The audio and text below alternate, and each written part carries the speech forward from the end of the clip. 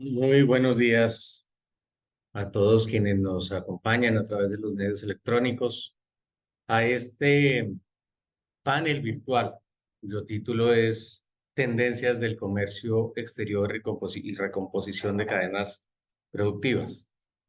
No hay duda alguna de que cuando uno mira la coyuntura internacional y más a la luz de los sucesos recientes, pues es imposible reprimir un gesto de sorpresa por la evolución que tiene el mundo por circunstancias que uno no preveía hasta hace apenas unos días. En medio de un contexto sin duda alguna volátil y convulso, el comercio internacional continúa con su evolución. Según los estimativos más recientes de la Organización Mundial de Comercio, después de que en 2021, como consecuencia del rebote, de la parálisis que trajo en su momento la pandemia, el comercio de bienes creció a una tasa del 9,6%. En 2022 vimos una evolución bastante más moderada, con un crecimiento del 3%. En 2023, los más recientes estimativos hablan de un 0,8%, lo cual refleja de alguna manera pues la realidad de una economía que como bien lo viene de señalar el Fondo Monetario Internacional está creciendo por debajo de lo que ha sido su promedio histórico con una tasa inferior al 3% anual proyectado para este año. Y como consecuencia, reitero, el crecimiento del comercio internacional está proyectado en 0,8%. No obstante, para 2024 la expectativa es que vendrá una mejoría dentro del conocido aterrizaje suave que viene de mencionar también el Fondo Monetario Internacional y eh, la expectativa es que el comercio global crezca a una tasa superior al 3%.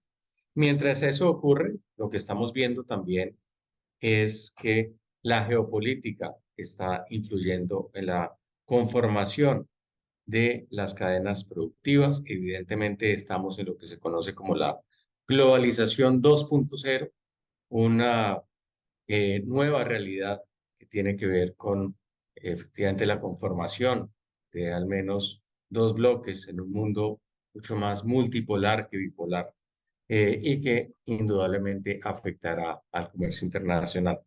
De ese y otros temas vamos a hablar en la mañana de hoy con tres panelistas de lujo. Sea esta la oportunidad, antes de presentarlas, de invitar a quienes nos acompañan en este evento que visiten www.porticolife.co. Allí podrán encontrar el barómetro del comercio internacional, que es un indicador de las importaciones y exportaciones para Colombia, el cual permitirá hacer seguimiento a los productos con mayor dinámica en el comercio internacional del país y dar la información necesaria también para la toma de decisiones empresariales. Antes de pasar la palabra, simplemente voy a mencionar que este evento ocurre también eh, algo más de 3 décadas desde que el esquema que rige a los puertos colombianos entró en una nueva etapa, gracias al cual, sin duda alguna, ha tenido un renacer muy importante que muestra que en Colombia este es un sector con mucho dinamismo y mucha proyección. Como dije, sobre este y otros temas vamos a hablar en la mañana de hoy. Quiero a continuación presentar a quienes me acompañan esta mañana. En primer lugar, Laura Clavijo, quien es la directora de Investigaciones Económicas de Bancolombia. Muy buenos días, Laura. Bienvenida. A Carolina Herrera, quien es la directora de la Cámara Marítima y Portuaria de la ANDI. Bienvenida, Carolina. Y a Natalia Gil, quien es la líder de investigación y análisis del Grupo Puerto de Cartagena. Vamos a comenzar con la primera pregunta y la verdad es que es una pregunta de orden general para cada una de las panelistas y tiene que ver con el título de este evento, un poco que nos den su visión sobre estas tendencias del comercio exterior y la recomposición de cadenas productivas. Quiero invitar en primer lugar a Carolina Herrera de la ANDI, que por favor nos hable durante, ojalá no más de 3 minutos sobre cómo está viendo las cosas. Bienvenida, Carolina. Buenos días, Ricardo, a Natalia, a Laura y a todos los que nos escuchan en este momento. Muchas gracias a Portico Live por esta invitación a este interesante tema que yo creo que acá todos somos apasionados en el tema de comercio exterior, entonces es bien interesante comentar. Yo quisiera hacer una recopilación un poco de las tendencias desde los 90, como tú bien dices, desde la época en que nuestro modelo de concesión portuaria está funcionando también para mirar como las diferencias frente a lo que está pasando hoy en día. En los 90, durante los 90 y principios del 2000, los países iniciaron un proceso de globalización e internacionalización. Todos querían producir bienes insertándose en las cadenas globales de valor. Las empresas, digamos que tenían sus puntos ubicados, sus puntos de producción geográficamente de una manera estratégica para atender nuevos mercados y aprovechar ventajas competitivas de otros países. Entonces los bienes casi que eran made in el mundo, no eran en un solo país, digamos que los bienes. Luego en el de 2018 y 2019 empiezan los problemas comerciales entre Estados Unidos y China que generan una serie de restricciones al comercio entre uno y otro país y pues esto digamos que empieza a impactar el volumen de comercio porque China y Estados Unidos entre los dos es un cuarto del comercio mundial, un 25%, y por lo menos el volumen entre estos dos países empieza a decrecer. Estas, digamos que problemas comerciales hacen que Estados Unidos relocalice, tenga interés de cambiar su ubicación de sus plantas de lugares de Asia, específicamente de China, a otros lugares y empieza el proceso del reshoring, ¿sí? Esto, como digamos que ya genera unos movimientos y un cambio en lo que venía siendo los procesos productivos, genera un nerviosismo en torno a la globalización y a eso se suman tendencias como el Brexit, que fueron posiciones radicales de Europa y la salida del Reino Unido de la Unión Europea, que aumentan como ese nerviosismo en relación con ese proceso de globalización, perdón. Luego viene el COVID, que todos nos tocó vivir con la afectación a las cadenas de abastecimiento porque las plantas de Asia pararon, luego las de otros países, pero luego que empezó, digamos que a normalizarse la producción, vino pues digamos que también simultáneamente el boom de demanda y lo que todos vimos de congestiones, de despachos, digamos que todos al mismo tiempo, que tenían que pasar por las mismas cadenas y generaron congestión, demoras y pues colapsos en la cadena de distribución, que al final del día uno lo mira en retrospectiva y piensa que la gran lección de esto y el gran aprendizaje el resultado fue la resiliencia de las cadenas de distribución que hoy tenemos y fortaleció mucho, digamos que ese segmento del comercio. Eh, con esto, las empresas vieron que no era tan prudente tener tal vez sus plantas tan lejos y tan concentradas en algunos lugares y viene el proceso de nearshoring, que es acercar sus plantas a donde las puedan tener más bajo control y reducir el riesgo en un solo lugar del mundo. El gran ganador, digamos que en América Latina de esto ha sido un poco México, que ha recibido esos flujos de inversión de plantas, especialmente de Estados Unidos, que Estados Unidos ha tenido problemas para ubicar sus plantas en su país. Entonces, las condiciones de México les favorecen para ubicarlas. Como tú decías, estas condiciones han hecho que el comercio exterior se impacte, pero también digamos que el proceso de crecimiento o de crecimiento de la economía en general lo ha menguado y lo ha venido afectando. Entonces está el crecimiento del 2022 que mencionabas perdón, del 2021 del 9,6, en el 2022 ya baja al 2,7 y hace poquito cambiaron el pronóstico que era 1,7, hace poco, tal vez una semana, de la OMC al 0,8. Entonces, digamos que esta como cadena de sucesos en la economía se viene, digamos que agravando por el conflicto bélico entre Rusia y Ucrania, los altos niveles de inflación que han endurecido las políticas económicas y han hecho que aumenten las tasas de interés.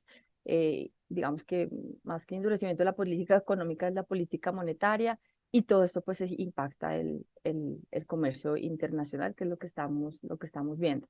Los informes de la OMC pues hablan de un decrecimiento en general del comercio, digamos que también de general en bienes y en países, pero hay algunos sectores que ha mapeado el OMC que tienen una mayor afectación, que son hierro, acero, equipos de oficina y digamos que de computadores, textiles y ropa. Sin embargo, para el 2024, la proyección, como bien decías también tú, de la OMC es más positiva. No nos quedemos con el mensaje de que lo que está pasando es digamos que negativo. Para el 2024 la perspectiva es mejor.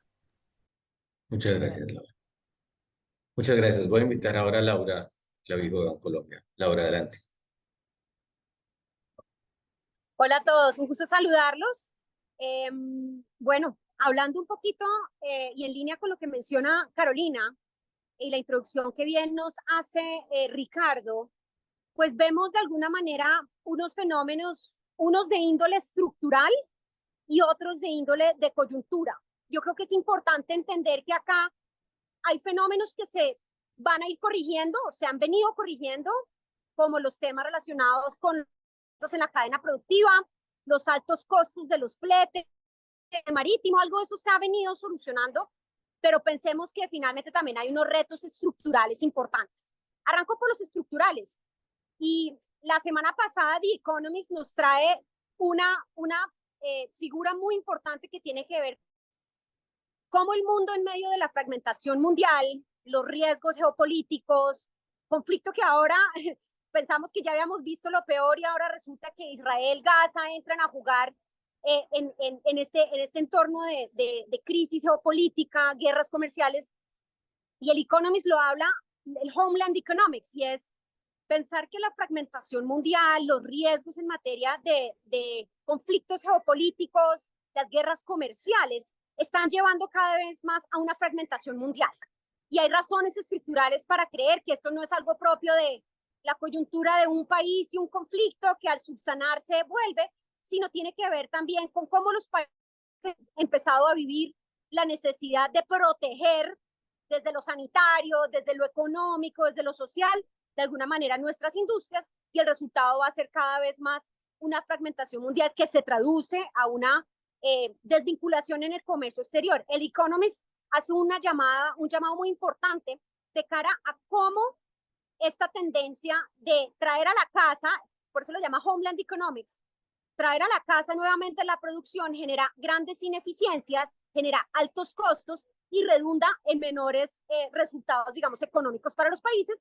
Y también hace alusión a que nos vamos a dar cuenta más adelante que esa tendencia de globalización con la que veníamos avanzando los países de tiempo atrás, vamos a retornar a ello, pero no sin haber, digamos, incurrido unos costos importantes en lo que tiene que ver. Entonces, el primer punto estructural tiene que ver con esta fragmentación mundial, que como vemos va a prevalecer, nos pone la tarea a pensar en nuevos mercados, nuevos vecinos, nuevos amigos, viejos amigos, todo lo que tiene que ver con el nearshoring, el friendshoring, para ver cómo es que vamos a impulsar de alguna manera nuestra base exportadora. El otro fenómeno estructural que empezamos a ver y al inicio de este año, el Foro Económico Mundial señalaba como uno de los grandes retos y riesgos que veían los distintos países tiene que ver con el alto costo de vida. Y lo cierto es, tuvimos, digamos, un efecto muy importante de los altos costos de insumos, materias primas, que te generan este efecto dominó sobre la cadena de abastecimiento, y no hemos pasado la página en lo que tiene que ver con el alto costo de vida. Este año estamos viendo cómo la inflación es persistente, cómo hay altos precios del petróleo y ahora, digamos, exacerbados también por este entorno de fragmentación mundial que mencionamos, y eso nos lleva a dos efectos. Uno que tiene que ver con cómo se afectan los bolsillos, cómo se afecta la seguridad alimentaria posiblemente al existir, digamos, altos costos en la vida de los diferentes países, y cómo de alguna manera estamos demandando menos, precisamente como lo reflejan los indicadores que ya mencionan en materia de comercio exterior. El tercer cambio estructural, que yo creo que hablaremos algo de eso a lo largo de la charla de hoy, pero lo menciono acá como algo para tener siempre presente, tiene que ver con el cambio climático y cómo estamos, digamos, de alguna manera incumpliendo de manera sistemática las metas en materia de net zero así todos estemos volcados a que eso es lo que debemos hacer. La transición energética tiene muchísimos retos y eso naturalmente pone de presente una estrategia que debe compaginar desde el comercio exterior hacia los retos que traen en materia estructural. Entonces, esos tres creo que son importantes para pensar, y ni siquiera estoy añadiendo el de cambio demográfico, que creo que es absolutamente relevante, lo añado como un cuarto, que siempre venimos oyendo del cambio demográfico y esto se viene y esto nos afecta, pero lo cierto es, esto afecta demanda, y ya lo estamos viendo, y países tan predominantes en la demanda de nuestros bienes como es China, pues están sufriendo, digamos, ya los efectos de ese cambio demográfico en su dinámica de crecimiento, en su dinámica de demanda, en el desempleo joven y una cantidad de efectos colaterales que terminan afectando las perspectivas de crecimiento. Aterrizando ya lo coyuntural, que yo creo que es relevante verlo como el reto inmediato, pues la desaceleración global. Tenemos, como sabemos, se ha venido recortando los pronósticos de crecimiento de manera sistemática durante todo el 2023. Vimos algo de resiliencia económica este año. La economía estadounidense parece estar mostrando un mejor desempeño, pero no por factores fundamentales, y más bien lo que estamos es como entendiendo que se va pateando el reto hacia adelante, y el 2024 será un año muy desafiante, atado a alta inflación, altas tasas de interés que perdurarán en esos niveles por más tiempo, y eso naturalmente pone sobre la mesa una necesidad de menor demanda en general. Colombia, por lo propio, estimamos crecerá únicamente 1.2% este 2023, y de acuerdo a nuestros pronósticos 0.9% para el próximo año. Sé que hay algunas proyecciones que se están revisando para el 2024, pero rara vez se ve un pronóstico de crecimiento por encima del 2% para el próximo año. Eso es algo que realmente nos pone un reto muy importante, especialmente si entendemos la base exportadora, cómo sigue estando muy concentrada en las exportaciones tradicionales. Aquí ya se mencionaron algunos números, pero pensar que en el 2023 las exportaciones caen a un nivel del 10-18%, pues es algo realmente trágico para un sector y una economía que de alguna manera necesita ese crecimiento para impulsar y reactivar en medio de una desaceleración que viene de unos factores externos y locales. Las importaciones, lo propio, de alguna manera, menos 26% de las importaciones en variación anual, producto también de la alta devaluación, de altos niveles de las tasas de interés que hacen muy difícil el financiamiento de bienes que por lo general pues los importados tienden a ser bienes que requieren algún tipo de financiamiento, pues pone un reto muy importante.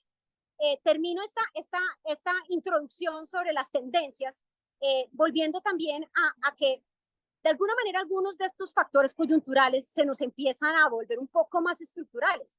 Pensábamos que el tema de inflación este año iba a ser algo que pasábamos la página para el 2024, y realmente se están viendo una serie de factores que entran a conjugar presiones. En lo local vemos altas presiones inflacionarias, fenómeno del niño, vemos una negociación del salario mínimo que para el próximo año tenderá a estar por encima de los 2 dígitos y termina de generar una serie de factores y rubros que se pegan con una inflación alta.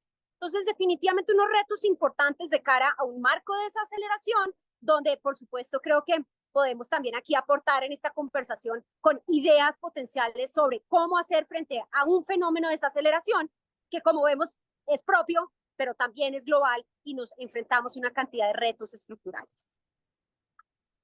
Muchas gracias, muy apropiados los puntos. Voy a pedirle a Natalia Gil de el puerto de Cartagena que por favor nos traiga a la tierra y de alguna manera incorpore como todos estos elementos de esta coyuntura global y de estos factores estructurales también, cómo nos tocan y cómo se enmarca eso en nuestra realidad. Natalia, adelante. Muchas gracias, Ricardo.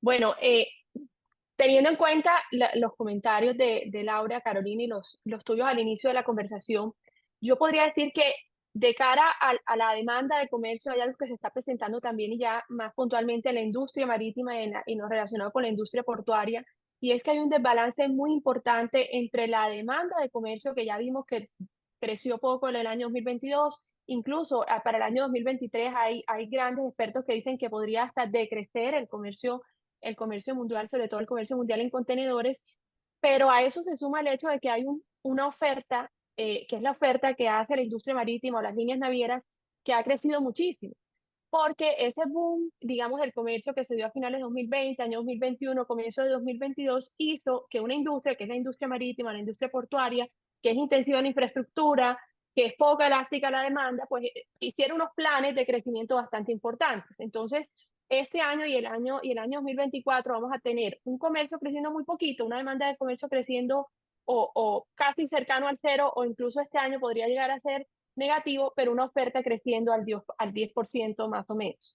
¿Esto por qué se da? Porque las líneas navieras pues claramente han hecho unas inversiones muy importantes en barcos, en infraestructura, y adicionalmente están en un proceso de reconversión de sus barcos, pues en todo este tema de la descarbonización.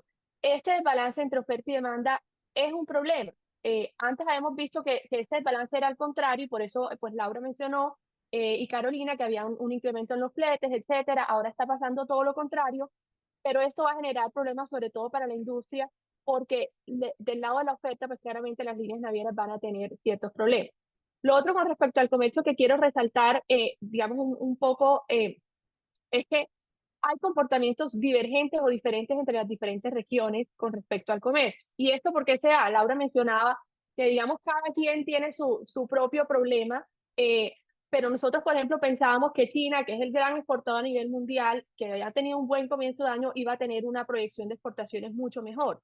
Sin embargo, en el mes de mayo empezamos a ver que China empezó a exportar menos porque está menos enfocada en el comercio exterior y más en sus problemas internos, que ya sabemos que están relacionados con la producción, la vivienda, el tamaño de su deuda externa, etcétera. Y vemos entonces a Europa, que es una región que está en medio del conflicto de la guerra Rusia-Ucrania, que tiene unas presiones inflacionarias, que tiene una reducción del ingreso real de sus consumidores, donde el comercio ha estado realmente afectado, donde hay países como Alemania e Inglaterra que incluso el Fondo Monetario Internacional ha estimado que pueden tener un crecimiento negativo. Y luego vemos a Estados Unidos, que ha sido el que, digamos, es el que más seguimiento hacemos con la subida de las tasas de interés, la inflación, pero que ha tenido cierta resiliencia por el alto nivel de los salarios y el manejo del empleo de una manera relativamente adecuada. Y si nos vamos a Latinoamérica, es una de las regiones, así como Europa, que ha estado muy afectada por la inflación, la inestabilidad de las monedas, el bajo soporte fiscal, y pues claramente con algunas excepciones entre los países. Pero lo que vemos es que si bien todos están en un escenario de disminución del comercio, es diferente esa disminución entre los diferentes países porque cada quien está, por así decirlo, pues lidiando con sus propios problemas, unos que son transversales y otros que son internos. Eso con respecto al comercio. Si hablamos de Colombia, por ejemplo, en el comercio, yo voy a referirme un poco al dato de comercio en contenedores, excluyendo todo lo que es exportación de materias primas. Los datos, por ejemplo, agosto del 2023 es que el país viene decreciendo en comercio exterior a un 11%, en exportaciones creciendo solo a un 1,4% y en importaciones creciendo a un menos, decreciendo, perdón, a un menos 18%.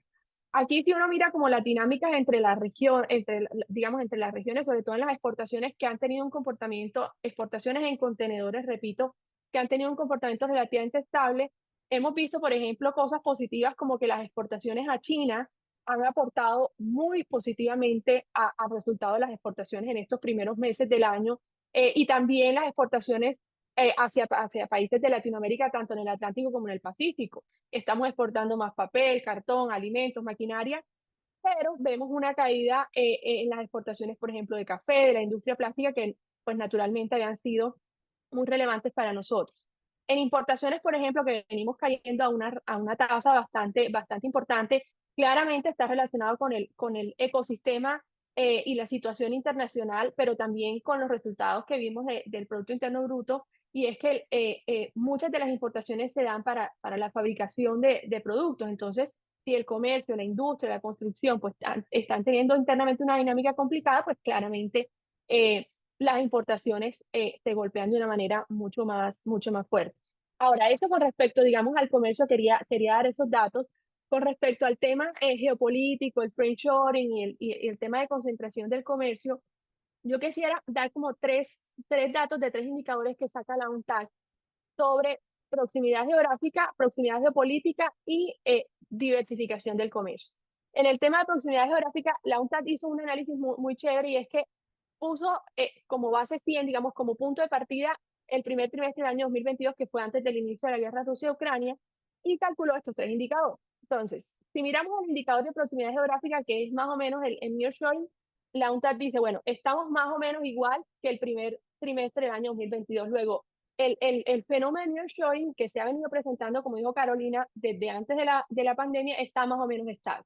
Pero si miramos los otros dos indicadores, que es el de proximidad geopolítica, que es este relacionamiento con los países amigos o con las regiones que tienen una mayor proximidad ideológica, está totalmente disparado. Carolina habló de México, yo tengo aquí un datico de México que muestra que al cierre, digamos, de los primeros 4 o 5 meses del año, México se convirtió en el socio comercial más importante de Estados Unidos en todo el tema de manufactura. O sea, de toda la relación comercial de Estados Unidos para la industria manufacturera, México representó al corte de abril del año 2023 el 16%.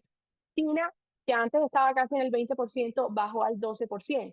Entonces, yo más que nearshoring, lo que estamos viendo es que el friendshoring va a ser la tendencia, que pues claramente Laura nos contó cuáles van a ser los impactos, va a ser la tendencia que hay que monitorear de una manera más importante, y esto va a generar, que es el tercer indicador, que es el indicador de concentración del comercio, que cada vez haya menos diversificación, porque vamos a volver al bilateralismo, digamos, a esos comportamientos de no esos organismos multilaterales, sino de relaciones comerciales mucho más estrechas entre países que comparten ideologías políticas.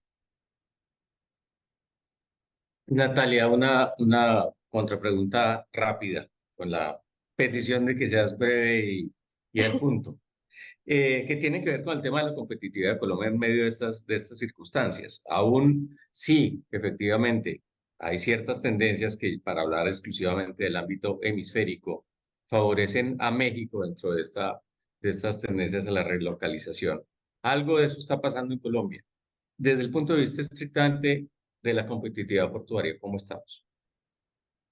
Bueno, digamos que aquí hay dos temas. En tema de competitividad portuaria, pues yo creo que nosotros hemos hecho muy bien la tarea. Es decir, los puertos colombianos están preparados para afrontar toda la coyuntura internacional y la coyuntura nacional. Nosotros analizamos la competitividad portuaria desde 4 variables.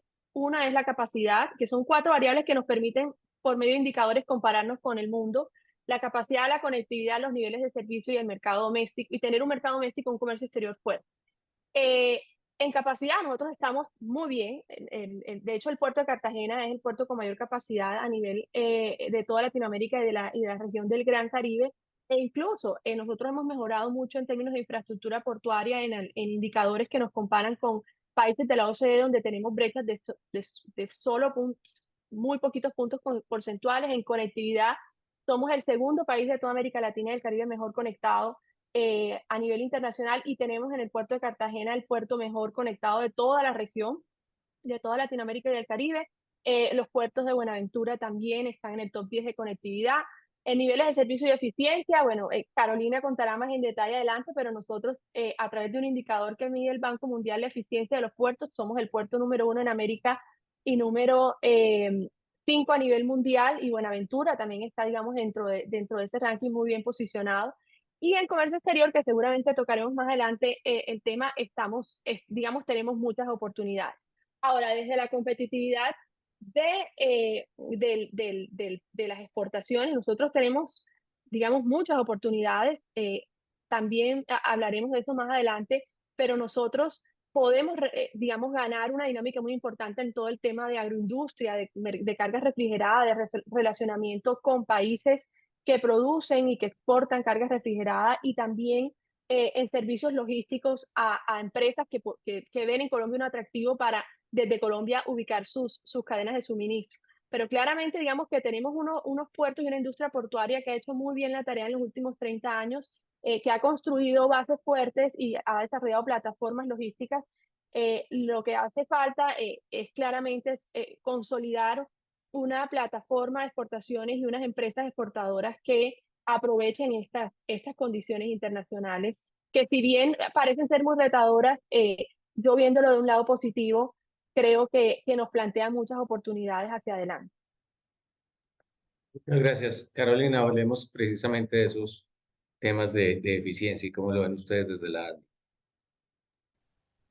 Bueno, voy a retomar, digamos que parte de los elementos o los, digamos que indicadores que Natalia muy bien pues tomaba como base para medir la competitividad y la eficiencia de puertos en relación con la capacidad.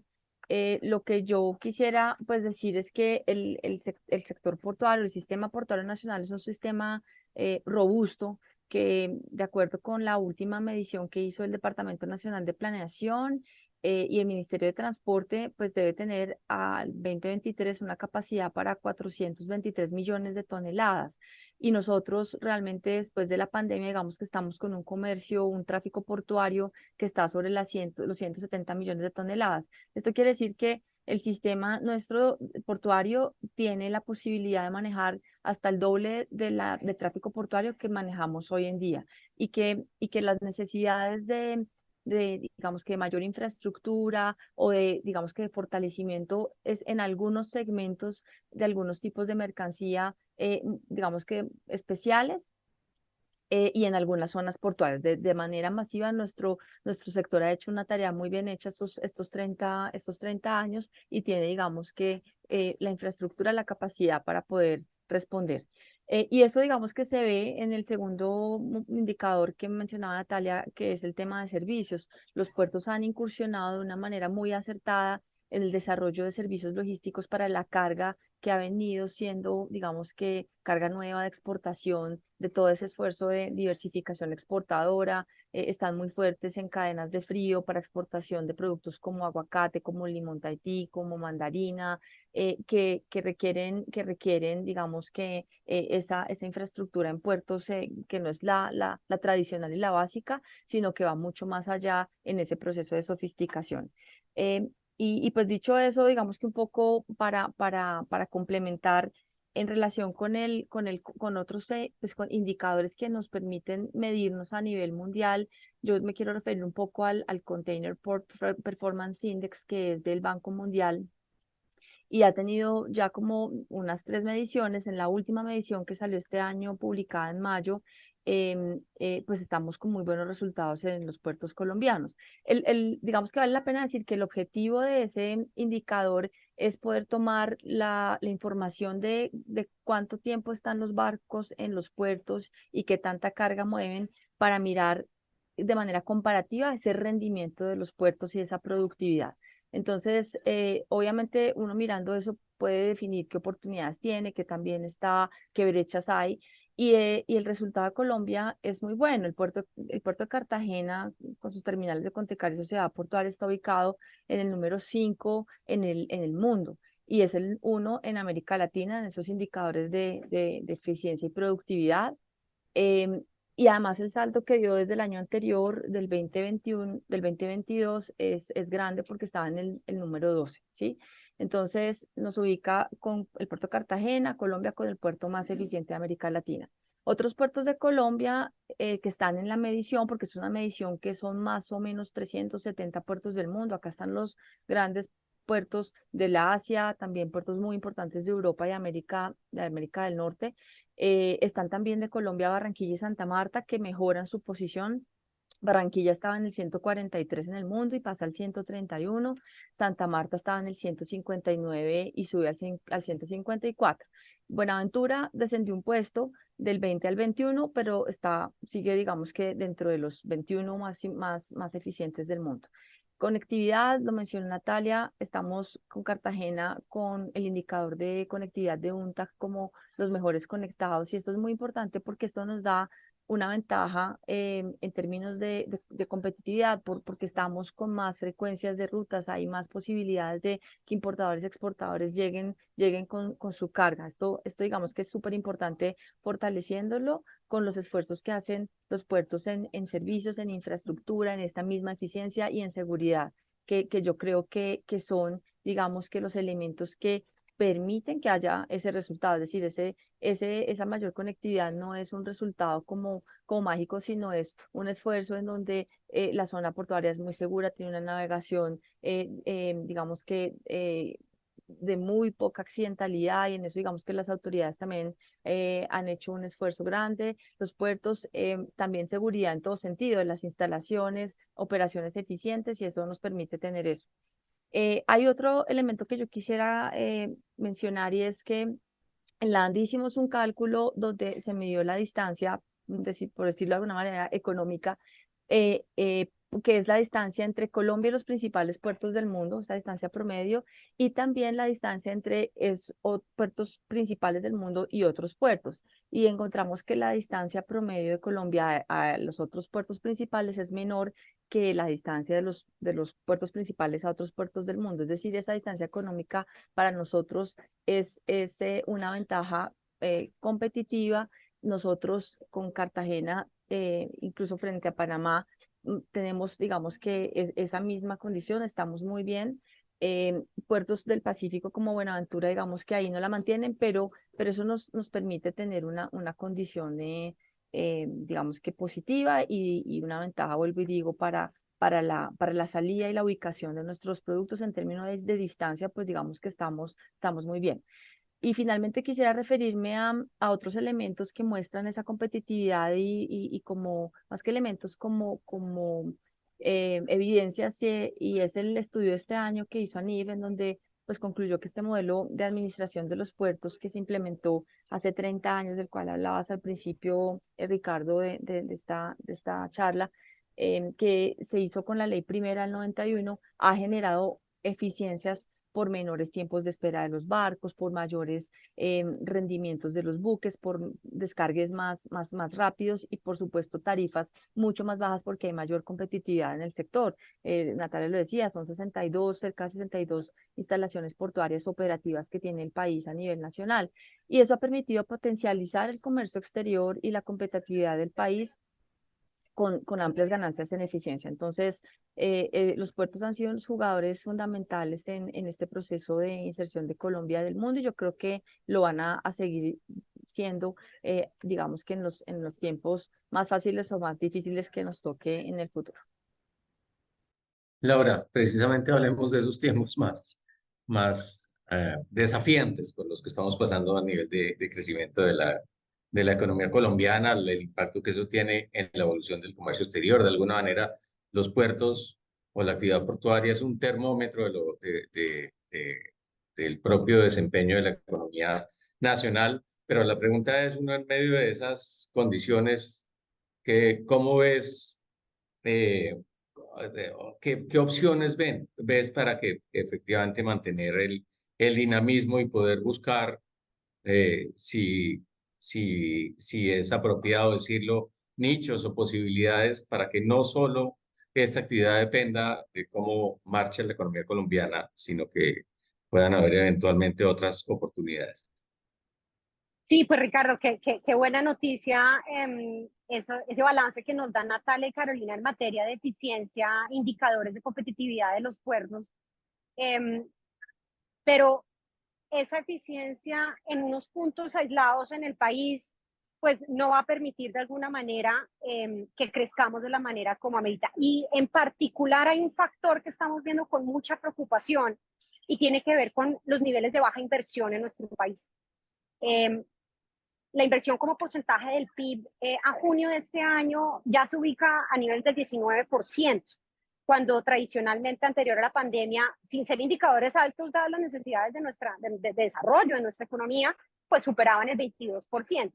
Y esto pareciera ser algo estructural.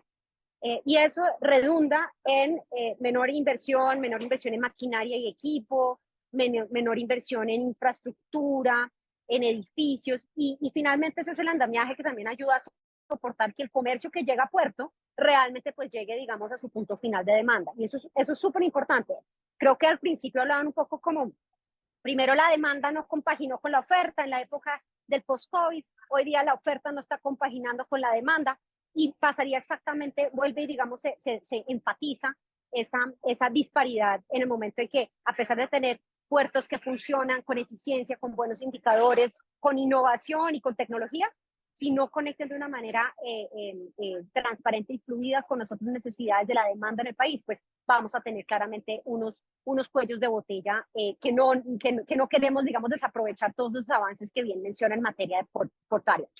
Para ello creo que es fundamental pensar en el efecto que puede llegar a tener la infraestructura y el desarrollo de infraestructura en nuestro país como un todo, para precisamente lograr que esas eficiencias que ocurren realmente pues oferta logre, digamos, demanda, que haya conectividad entre los diferentes puertos. Creo que eso también hace parte, digamos, de los retos que trae esta coyuntura y pues el desarrollo, el subdesarrollo, obtener las condiciones de una economía en desarrollo.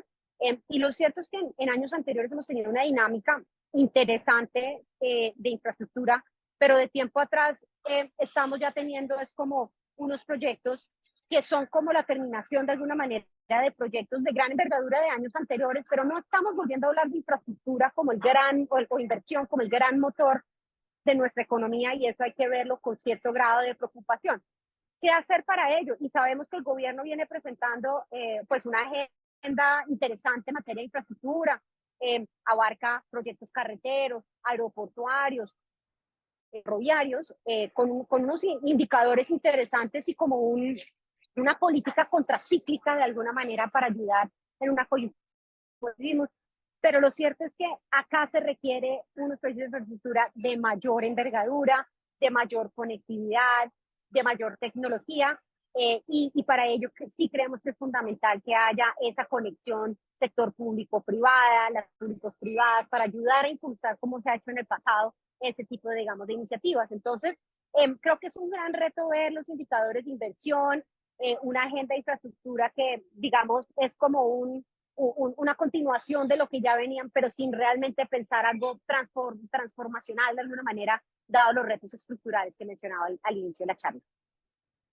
Y mencionas un punto clave que de alguna manera no tiene que ver no solo con el hecho de que la operación portuaria sea competitiva, de que desde el punto de vista de cuánto tiempo toma descargar una embarcación o cargarla, pues tengamos indicadores muy superiores a los de hace décadas, que se esté incorporando nueva tecnología y la maquinaria adecuada para hacer toda esa modernización. Pero de alguna manera, cuando uno mira esto dentro del contexto nacional, pues falta el resto. O sea, evidentemente tenemos problemas en materia de procedimientos, en materia de cadenas logísticas, y volvemos a lo que se conoce como el famoso costo Colombia. Y un poco, o sea, nos faltan de alguna manera los otros eslabones de la cadena. Carolina, ¿cómo lo ven ustedes en la... Sí, definitivamente, pues como decía Laura, digamos que los esfuerzos, pues no aislados, pero sí los esfuerzos de los puertos en lugares, digamos que puntos específicos del país son muy importantes y son fundamentales, pero son parte de una cadena donde la cadena pues tiene una fortaleza que depende del eslabón más débil.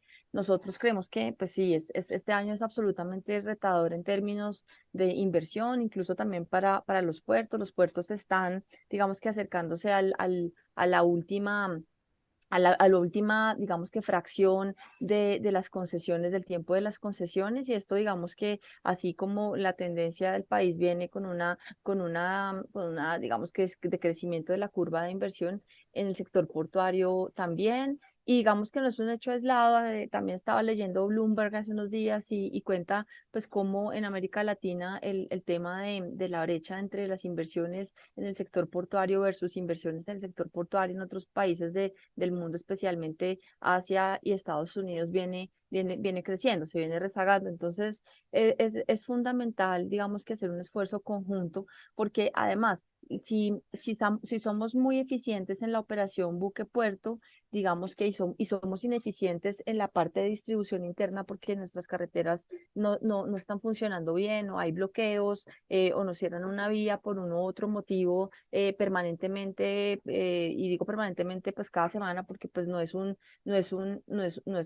secreto que que este año hemos adolecido de permanentes bloqueos a las vías en los diferentes centros productivos y en las vías que conectan con los puertos del país, pues eso digamos que nos hace perder los tiempos de eficiencia que se logran en los descargues o en los cargues. Entonces es un hecho, digamos, que es fundamental que haya integración, evitar, digamos, que este tipo de situaciones que bloquean, que afectan el aparato productivo y por supuesto el desarrollo de no solamente, pues digamos que de una sola alternativa de transporte, sino de las multimodales que yo creo que estamos en mora. Hace muchos años estamos hablando en el país del desarrollo férreo, del desarrollo de las vías fluviales y eso pues es fundamental. Eso ya está súper diagnosticado, que reduce el costo logístico en un porcentaje mayor del 15%, tener modo fluvial y modo férreo. Ese es un gran reto y para los puertos digamos que sería aún digamos que mucho más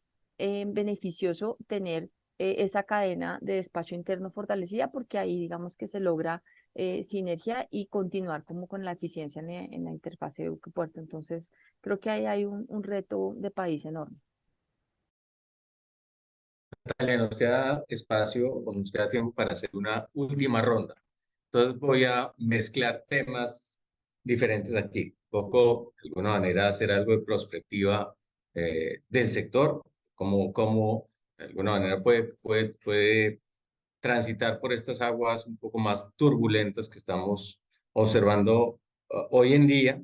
Y adicionalmente, cómo se enfoca todo esto con las grandes tendencias mundiales, más allá de los temas de geopolítica, el tema de transición energética, revolución tecnológica, el impacto del cambio climático. Pues un ejemplo clarísimo, vimos hace poco las fotos de los navíos haciendo fila en el canal de Panamá, pues por los problemas de abastecimiento de agua dulce para las esclusas. Y una reflexión final, o sea, que todo eso en 3 minutos. Entonces, te dejo ese encargo. Y también una reflexión final le voy a pedir a las otras dos panelistas. Muchas gracias. Adelante. Bueno, yo quisiera comentar algo sobre oportunidades o desafíos que tenemos hacia adelante, por ejemplo, en el caso de Colombia. Yo pienso que el reto más importante que nosotros tenemos hoy es diversificar y aumentar la productividad de nuestras exportaciones. Si nosotros miramos en la relación comercio exterior versus PIB, realmente es una relación muy baja, más aún si excluimos todo el tema de exportación de petróleo, derivados, etc. Entonces, ¿qué podemos hacer para mejorar o para promover, digamos, más exportaciones desde Colombia? Una, una es fomentar las exportaciones no tradicionales. En contenedores, por ejemplo, casi el 40% corresponde a exportación de alimentos, 12% a industria plástica. O sea que hay una oportunidad muy grande en todo lo que hemos llamado exportaciones no tradicionales o exportaciones con niveles de complejidad un poco más altos. Y en ese sentido, nosotros tenemos varias ideas que podrían funcionar. Una, trasladar cada vez más empresas a sitios cercanos a los puertos. Carolina mencionaba que la logística interna en Colombia es muy complicada, pero esto casi que es una situación que es difícil controlar porque nuestra geografía es muy compleja. Entonces, si nosotros ubicamos empresas exportadoras que además normalmente importan materias primas para hacer sus procesos de transformación y las movemos hacia las costas, hacia los puertos, pues claramente facilitaríamos mucho más la exportación. Otro tema, nosotros, digamos que en el 91 se logró eliminar una cantidad de barreras arancelarias y se dio toda la apertura económica, pero aún existen muchísimas barreras arancelarias, sanitarias, fitosanitarias, obstáculos al comercio, inspecciones, medidas de control de precios, gravámenes, impuestos, digamos, hay una cantidad de barreras no arancelarias que hay que trabajar conjuntamente con el sector público para que cada vez sean menos y ayuden a las empresas exportadoras, sobre todo a las pymes, a que puedan llegar de una manera muy fácil pues a sus destinos internacionales. Otro tema, digamos, pensando en los puertos. Nosotros somos, ya lo hemos dicho, uno de los países con mayor conectividad en la región. Entonces, ¿por qué no pensar que con esa conectividad nosotros podemos ser, y pensando en esas teniendo polo de desarrollo regional en toda América Latina, ¿por qué nosotros no mejorar la conectividad y servir de centro de conexión para las frutas o para los alimentos que vienen de Chile, de Perú, de Ecuador, las carnes que van, por ejemplo, de Brasil, a Centroamérica, Chile, y además volvernos en plataformas logísticas para bienes de consumo masivo que podrían, digamos, nosotros tenemos un caso, por ejemplo, en el puerto de Cartagena, que somos el centro de distribución logístico internacional de la firma Decathlon para toda la región de América Latina. Entonces, digamos que ese trabajo conjunto entre la empresa, el Estado y los puertos es fundamental para fortalecer las exportaciones. Y qué decir de la dinámica comercial con Venezuela. Nosotros llegamos, Venezuela era uno de nuestros socios más importantes en términos de comercio, incluso de comercio marítimo. Nosotros llegamos a exportar o sea, el 16% de las exportaciones totales de Colombia por vía marítima en contenedores iban a Venezuela. Y llegaron a ser solo el 2.5% en el 2021. Entonces, casi que Venezuela se convierte nuevamente en esa zona geográfica por explorar y por recuperar para aumentar las exportaciones colombianas. Y ya para cerrar, digamos, como mensaje final, pensando en todos estos temas de transición energética, revolución tecnológica y geopolítica, claramente lo que se viene y lo que hemos analizado es que va a haber muchas tendencias geopolíticas hacia la relocalización de empresas, que ya lo hablamos, en la digitalización de la industria. Hay muchos retos para los puertos, pero yo creo que hay unas palabras claves que a mí me gustaría comentar y con lo que quiero cerrar mi intervención ya en las tendencias hacia el futuro, digamos, en ese pensamiento hacia adelante. Lo primero es que en el caso de los puertos y la industria portuaria y marítima, hay que tener mucha flexibilidad. Por el tema de digitalización, por el tema de descarbonización, hay que pensar en que la infraestructura, los procesos e incluso nuestra gente tienen que adaptarse constantemente. Nosotros tenemos una gran oportunidad, por ejemplo, en el tema de descarbonización, de convertirnos en proveedores de nuevas fuentes de energía a la industria marítima. El costo, digamos, de las emisiones, perdón, el costo del combustible es uno de los costos más altos, y además las metas de la industria marítima son unas metas súper estrictas y súper exigentes, y nosotros podríamos apoyar a la industria marítima siendo proveedores de este tipo nuevo de energía, de amonio, de hidrógeno verde, pero también, digamos, hay un reto desde el lado de la gente.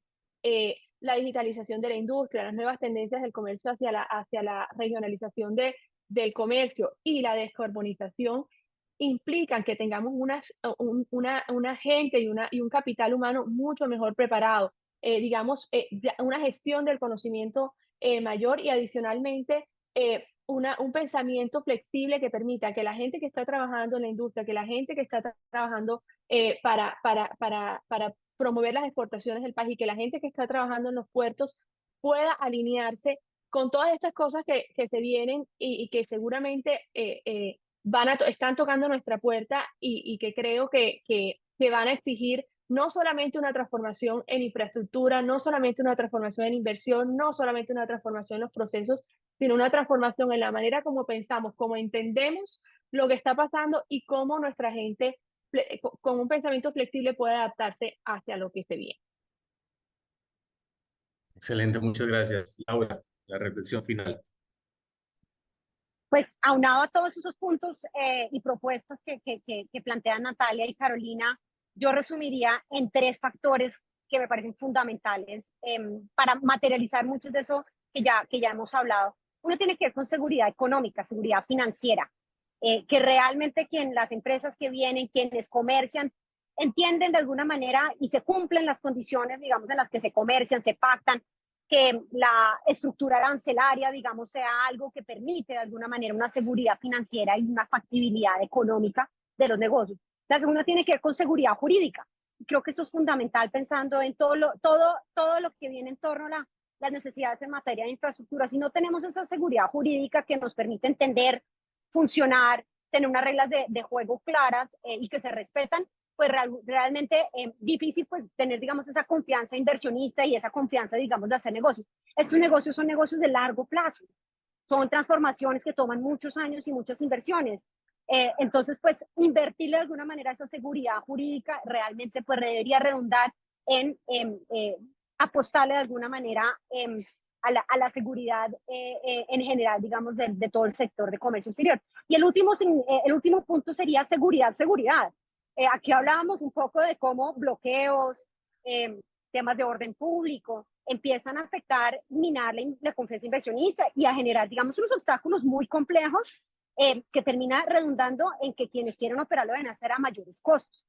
Entonces yo creo que esos 3 puntos van extrapolados, digamos, a un más alto nivel, tienen que ver con cómo, digamos, aprovechan las eficiencias existentes, la infraestructura, la demanda para realmente potencializar que finalmente es la fuente de ingresos más importante para nuestra nación. Así no lo queramos y queramos, digamos, movernos hacia otros factores, vamos a seguir siendo muy dependientes de las exportaciones, especialmente las tradicionales, y mientras llegamos allá, pues hay que potencializar lo que se tiene y lo ganado hasta el momento. Maravilloso, muchas gracias. Carolina, la última palabra.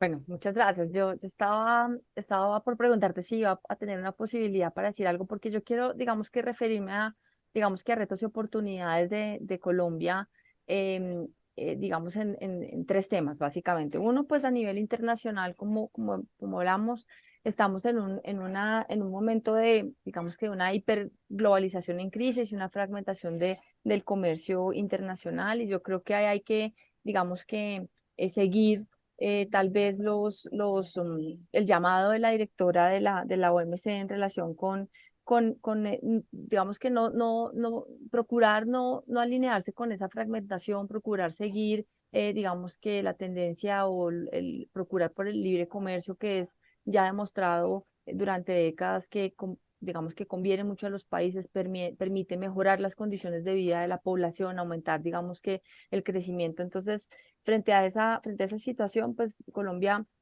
está como metido en un momento en donde tiene que diversificar sus exportaciones, que es uno de los retos principales en un contexto, digamos que de fragmentación de la economía internacional, muy complicado, y yo creo que ahí todos los esfuerzos que se hagan por mejorar nuestras capacidades de infraestructura y nuestras capacidades productivas, la seguridad jurídica, la seguridad en las vías, para los ciudadanos es fundamental, porque todo eso nos hace más competitivos. Y creo que tenemos, porque ya casi todos lo han dicho ustedes, yo acá lo final que quisiera decir es que tenemos una oportunidad muy importante de recibir más flujos de inversión, porque Colombia tiene una matriz de generación de energía eléctrica muy limpia, ¿sí? Esto genera, digamos que la posibilidad de producir con una baja huella de carbono en los productos, y eso es un elemento diferenciador en la competitividad, que además a nivel mundial está siendo muy apreciado. Entonces, si una empresa quiere reducir la huella de carbono en sus productos, el mejor lugar para cumplir con ese objetivo es ubicándose en Colombia. Y yo creo que eso hay que decirlo, digamos que hacer como que sea caja de resonancia, porque nos puede permitir atraer inversión, obviamente sin descuidar lo otro, porque pues son como las cuatro mesas de una pata, ¿no? Bueno, muchísimas gracias, de verdad. Dice el refrán que lo bueno, si breve, dos veces bueno. Y aquí de lo que se trataba no solo era escuchar a tres expertas, sino de cumplir con el horario establecido para un tema sobre el cual indudablemente podríamos hablar buena parte de la mañana, que es absolutamente clave, no solo para el mundo, sino sobre todo para la economía colombiana. Tema del cual Colombia tiene mucho que mostrar, pero del cual también tiene todavía mucho por hacer.